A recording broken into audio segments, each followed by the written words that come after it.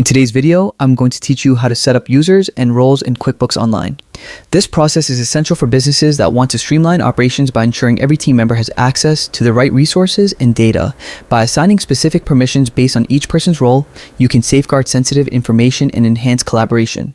Properly managing users also helps prevent accidental changes or errors in your accounting data. First, open your preferred web browser and head to the QuickBooks Online website. In the top right corner, you'll see the Sign In button.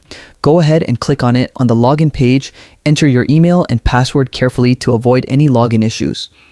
Once entered, click Sign In again to access your QuickBooks Online dashboard. Now that you're logged in, the next step is to go to the Settings menu.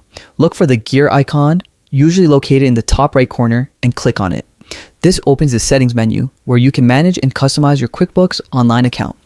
Within the Settings menu, locate the Manage Users option and click on it.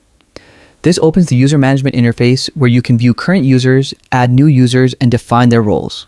To user, simply send them an invitation via email. Make sure the email address you use is active and monitored by the user, as it contains a link allowing them to join your QuickBooks account.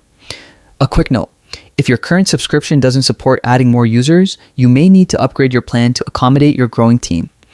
This ensures everyone who needs access can have it without any issues.